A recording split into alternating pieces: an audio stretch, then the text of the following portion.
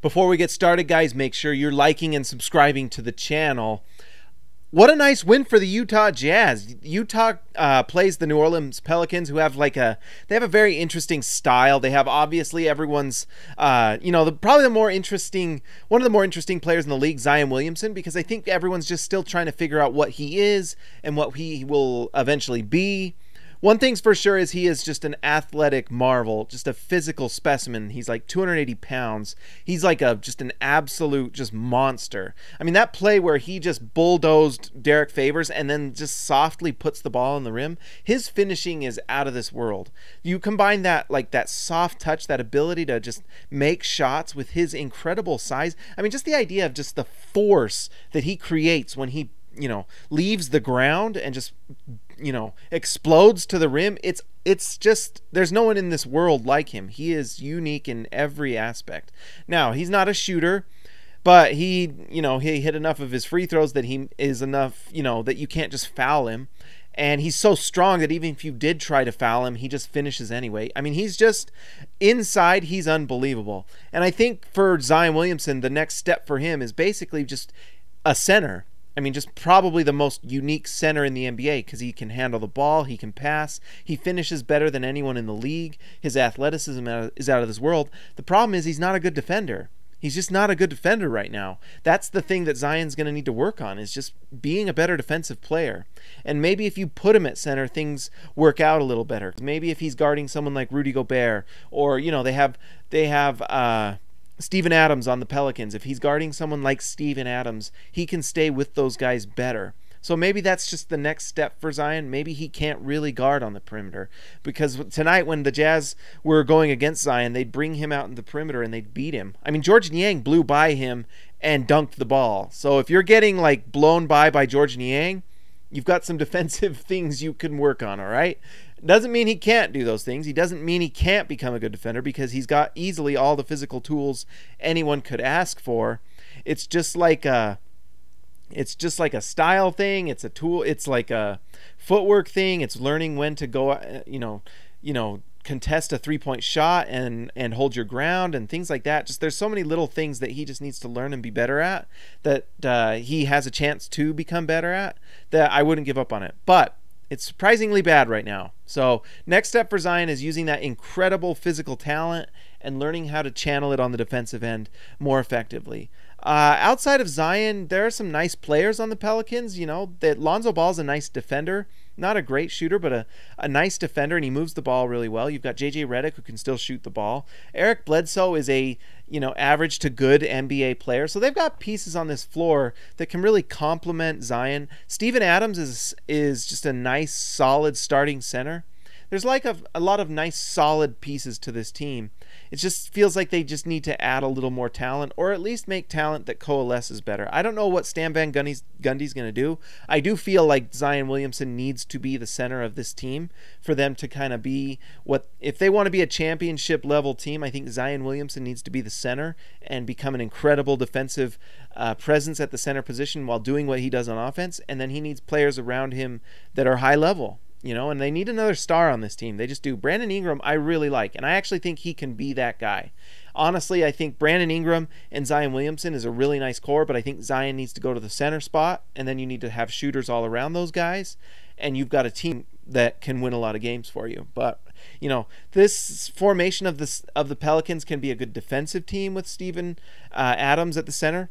But I feel like you're not really reaching your full potential if Zion can play center and play it really well. So we'll see what happens. The Pelicans are really interesting. The Jazz get to play them again next game. So it'll be interesting to see how they adjust and if the Pelicans can adjust. There have been games where Brandon Ingram has done really well against Utah. Tonight, the Jazz played really well. And let's start with that. Royce O'Neal's defense on Brandon Ingram was fantastic. He held him to 17 points, 8 for 18 from the field, and 0 for 1 from 3.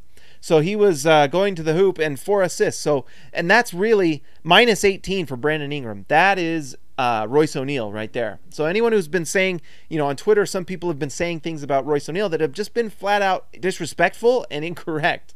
And Royce O'Neal is proving why he's so good. Now, is he going to struggle against someone that's like an elite quick guard like a Jamal Murray, yeah, I think we've learned that Royce O'Neal does well against kind of a good wing like a Brandon Ingram. He can guard wings like that, but he's going to struggle at times against a really quick, high-level scoring guard like a Jamal Murray or a Damian Lillard or someone like that. That's just not someone he can guard, and that's why the Jazz need to think about bringing in Miaoni, who they did bring in tonight, interestingly enough, for like a few minutes.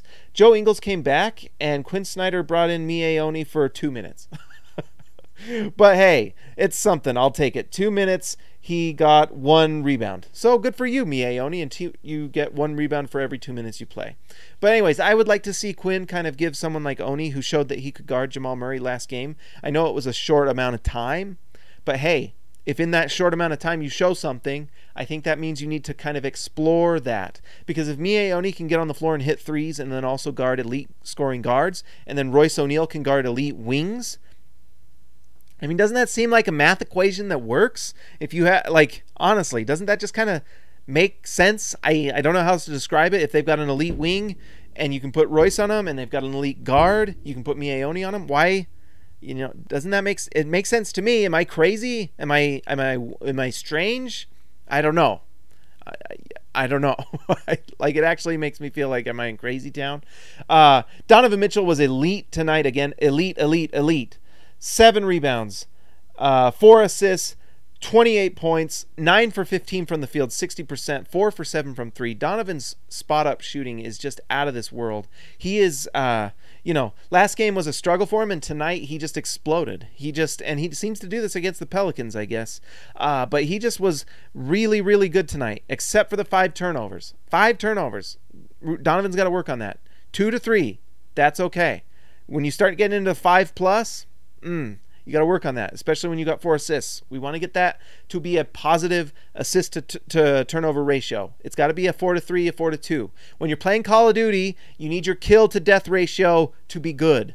And you can't be 4. If your kill to death ratio in Call of Duty is 4 to 5, you ain't getting a lot of rewards, and you ain't getting a lot of gun. What do they get? What do you get in Call of Duty? You get like different colored guns, like a camo gun, I guess. I don't know. So who even cares about that? But 5 turnovers, not good. Otherwise, Donovan, absolutely elite. And because of his scoring efficiency, he was a monster. Rudy Gobert was an absolute beast. He destroyed the Pelicans tonight. He toyed with Steven Adams. 2 times Zion Williamson tried to challenge Rudy Gobert, and 2 times he was rejected and looked small and bad and not good tonight. If you go against Rudy Gobert, you will get something coming to you. And Zion Williamson found out, and it did not go well for him. And so you could see him after those first 2 times challenging Gobert. He tried different things. He had to do a little turnaround jumper. He passed it out. He gave up. Rudy Gobert took the will out of him. But Rudy Gobert tonight, it's not, even talking about Rudy's stats, but 18 rebounds is monster with 13 points, 3 blocked shots. He's just such a monster on the defensive floor in terms of just like what he does to everyone. He just makes the whole defensive floor just so much smaller for Utah. It's just easier for Utah's perimeter defenders to guard. And the perimeter defenders on Utah need to guard. They need to do a good job, because what it does is it just takes this defense to a top 5 level. And right now I believe Utah has the #1 defense in the league. I need to check that out. Let me know in the comments. But I think the defensive efficiency for Utah right now is just like astronomically good. Utah is tied for 2nd in the Western Conference now, and they should be #1. With that bad loss to the Knicks and a bad loss to the Nets, where they did not have KD, Utah is really an elite team right now. Really, really good. Their offense is just smoking. They are like, I believe they're top 5 offensive efficiency, top 5 defense. And that means you're a championship contender. Now, can Utah keep this up for the whole season? Maybe. Because one of the things the Jazz got right now is a formula that wins. Right now, the formula is they shoot the most threes. They shoot more threes than anybody. And they make a higher percentage of them. That's a pretty good formula. And guess what? It's not a formula where you have just like one guy passing the ball out. It's not just relying solely on Damian Lillard having a monster night here and there, or James Harden kicking it out to 3-point shooters. It's Donovan Mitchell. It's Mike Conley. It's It's Joe Ingles passing it out to open three-point shooters. It's Jordan Clarkson finding his way into open space and hitting shots and taking threes and going to the rim. And that's all JC does now, and that's what works. And it's JC taking advantage of the space of having so many three-point shooters. So Bojan Bogdanovic has really struggled this year. Tonight he was 4 for 11 from the field, but 3 for 8 from 3, 3 turnovers. Bogey just did not have a great night, but he was a +2. And the reason is because he spaces the floor. You know, so it allows someone like JC to do work. George Niang tonight hitting threes. George Niang has become just a really, really nice bench player.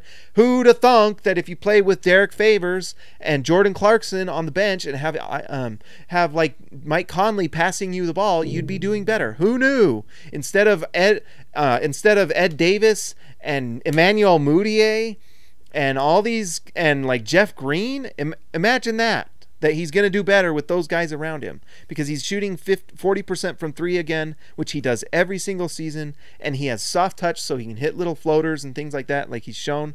50% from the field for George Niang, 2 for 5, and a monster dunk, a minivan dunk. Guys, it was beautiful. We talked about Mike Conley. Mike Conley's stats tonight weren't huge, and I felt like he was just an incredibly important guy on the team. Mike Conley commanded the floor, Stockton style. When he was on the floor, everything's going the way it needs to go, and he makes the right play. He sets up teammates. Tonight, Mike Conley had kind of the sexy stat line with 6 points and 10 assists.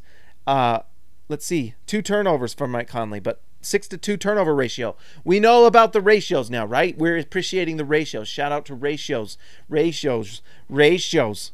That's what you want to see. Mike Conley is just commanding the ball, and it doesn't matter if he scores 20 or 6, apparently, because he had 10 assists. He was setting up Rudy. It was phenomenal.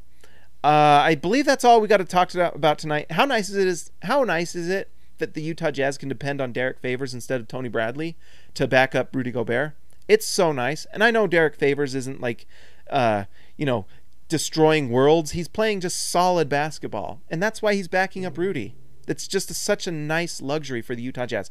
Joe Ingles also shows up and shoots 5 for 6 from 3. You think a little rest helps? A little rest helps, Joe. I know the streak was nice, but you know what's also nice? Not having a sore Achilles. Maybe having a sore Achilles hurt his jump shooting. Just a thought. Just a thought.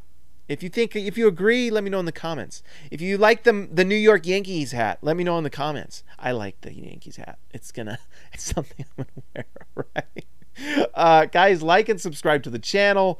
Make sure you hit the bell. Membership's coming soon. I've got some artistry going on. It's going to be fun. We're gonna see some memberships. We'll do some super chats. We got to figure out some things with the internet still. Blah. We'll figure it out. It's gonna go okay, I think, though. We'll figure it out. But guys, like and subscribe to the channel. I will talk to you later.